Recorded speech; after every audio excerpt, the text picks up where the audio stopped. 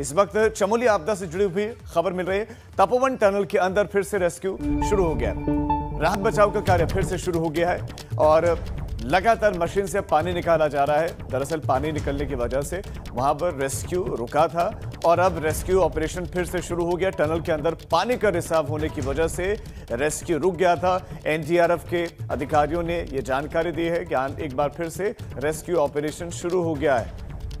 तो टनल के अंदर रेस्क्यू शुरू हो गया है और ट्रॉली से दूसरी तरफ ग्रामीणों तक मदद पहुंचाए जा रहे हैं। लगातार जो जवान हैं वो लोगों तक मदद भी पहुंचा रहे हैं, वो रेस्क्यू ऑपरेशन भी कर रहे हैं। अब मशीन के जरिए पानी निकालने का काम शुरू हो गया है और यही वजह है कि रेस्क्यू ऑपरेशन शुरू हो पाया।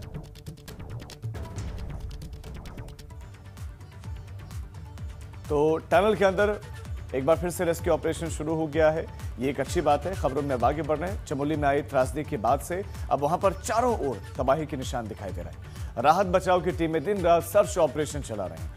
इधर इस त्रासदी में कई प्रोजेक्ट्स भी तबाह हो गए। एबीपी गंगा की टीम घटना के पहले दिन से ही वहां पर मौजूद है। हमारे उत्तराखंड ब्यूरो चीफ अजीत सिंह राठी ने विष्णु तपोवन परियोजना के पावर हाउस इलाके का जायजा लिया। तपोवन और रैणी गांव में आई आपदा के एक दूसरे पहलू को मैं आपको दिखाता हूं। मैं इस समय हेलंग में हूं और हेलंग जोशीमठ से 10 किलोमीटर पहले है। तो जहां हमने अभी तक उसके डिजास्टर के जो बर्बादी के निशान दिखाए हैं, उसकी कहानी जो अपने दर्शकों को दिखाई है स्क्रीन पर, तो वो तपोवन में थी और रैणी गांव में थी। अब हम जोशीमठ पार करके हेलंग आ गए हैं, यानी हम कर्णप्रयाग के रास्ते पर हैं। और यहाँ पर ये जगह है हेलंग, वहाँ डैम साइट थी और ये सामने एनटीपीसी का वो पावर हाउस बन रहा है, जिसके लिए वहाँ डैम साइट तैयार हो रही थी, जहाँ पर बहुत सारे लोग हताहत भी हुए हैं। तो ये सामने पावर हाउस की साइट है और वो डैम साइट थी। वहाँ से यहाँ से मैं एक और गणना आपको बताता हूँ। यहाँ से जोशीमठ 10 किलोमीटर है सड़क मार्ग से और जोशीमठ से तपोवन 12 किलोमीटर है। तो यानी 20 किलोमीटर से ज़्यादा यहाँ से इस पावर हाउस की डैम साइट है। और 20 किलोमीटर से ज़्यादा और जो सुरंग बनी है, जो सुरंग आजकल चर्चा में है, वो सुरंग 14 किलोमीटर की है। पूरे जोशीमठ शहर के नीचे से होकर वो सामने जहां आप वो विद्युत गृह देख रहे हैं, उसके पीछे की तरफ इस बड़े पहाड़ के नीचे वो सुरंग आकर वहां पर गिरेगी और उनके नीचे पावर हाउस बने हैं। उनमें पावर हाउस में फोर्स के साथ पानी पड़ेगा, तब वहाँ पर बिजली का उत्पादन होगा।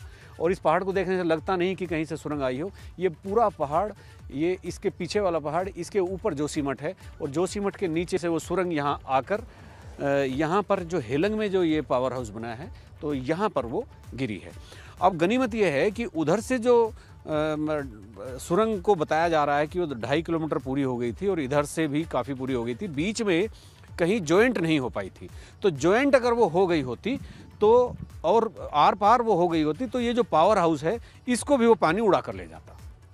जॉइंट नहीं होने से ये पावर हाउस बच गया और यहाँ जितनी भी आबादी, आप नीचे जितने भी कर्मचारी और आबादी देख रहे हैं, वो सब बच गए। तो ये गनीमत थी कि वो अभी तक उस सुरंग को जॉइंट नहीं किया गया था। लेकिन फिर भी जिस तरह से तपोवन में डैम साइट पर तबाही हुई है, मानव संसाधन की बहुत बड़ी क्षति हुई है, तो अब इस प्रोजेक्ट को रीस्टार्ट होने में समय लगेगा। अपने सहयोगी कैमरामैन प्रमोद वाजपेयी के साथ हेलंग से एबीपी गंगा के लिए अजीत सिंह राठी। पानी रोकने से पर्यावरण को कैसे नुकसान होता है, इस पर भी हमारे उत्तराखंड ब्यूरो चीफ अजीत सिंह राठी की ये रिपोर्ट आप देखिए। तपोवन और रैणी गांव में 7 फरवरी को आपदा आने के बाद और जितना भी वहाँ नुकसान और बर्बादी हुई है, खास तौर पर उसके बाद एक बार फिर एक बहस ने जन्म ले लिया है कि क्या पहाड़ों में हाइड्रो पावर प्रोजेक्ट बनाए जाने जरूरी हैं, क्या हाई एल्टीट्यूड पर इस तरह के इंफ्रास्ट्रक्चर खड़े करने जरूरी हैं जिनसे पर्यावरण को नुकसान होता हो। तो ये एक नई बहस शुरू हो गई है। अब हाइड्रो प्रोजेक्ट नदी के पानी को रोककर सुरंग बनाकर पावर हाउस में भेजकर मशीनों पर डालकर टरबाइन चलाने के काम आता है, तब बिजली उत्पन्न होती है।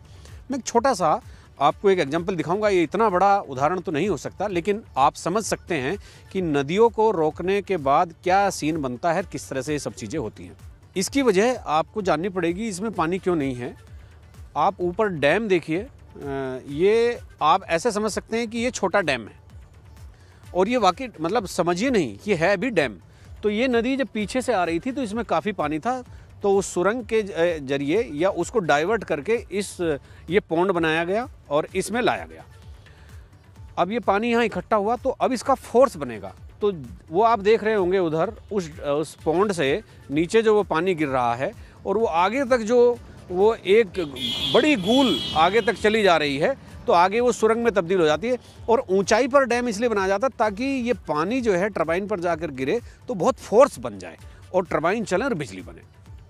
अब आप इससे एक फ़ायदा तो ये है कि बिजली बन रही है, दूसरा फ़ायदा ये है नदी का पानी सूख गया है और जहाँ जहाँ ये नदी इसके वनस्पति को या आम आदमी के लिए अपने जल को एक अपना जल देती थी, वो एक चीज़ यहाँ पर रुक गई है, क्योंकि ये पानी यहाँ से डाइवर्ट करके ये पौंड में गया और पौंड से उस गूल से होते हुए आगे सुरंग से होते हुए थोड़ा सा आगे जा करके हिम नाम से हिम पावर प्रोजेक्ट एक लगा है जिसमें 7 या 10 मेगावाट बिजली उत्पन्न होती है, तो वहाँ पर ये बिजली उत्पन्न करने का काम कर रहा है। तो तपोवन की आपदा के बाद ये बहस एक बार फिर तेज हो गई है कि हाइड्रो पावर प्रोजेक्ट कितने हाई एल्टीट्यूड पर बनने चाहिए, ग्लेशियर के पास बने कि ना बने, और रनिंग पावर हाइड्रो प्रोजेक्ट बन सकते हैं कि नहीं बन सकते हैं, ये सब करने पड़ेंगे, वरना नदियाँ सूख जाएंगी, ये पहाड़ सूख जाएंगे, वनस्पति सूख जाएगी और बहुत बड़ा हिस्सा बिना पानी के रह जाएगा। तो इसीलिए ये बहस अभी और धीरे धीरे आगे बढ़ रही है। अपने सहयोगी कैमरामैन प्रमोद वाजपेयी के साथ जाखड़ी गांव से एबीपी गंगा के लिए अजीत सिंह राठी।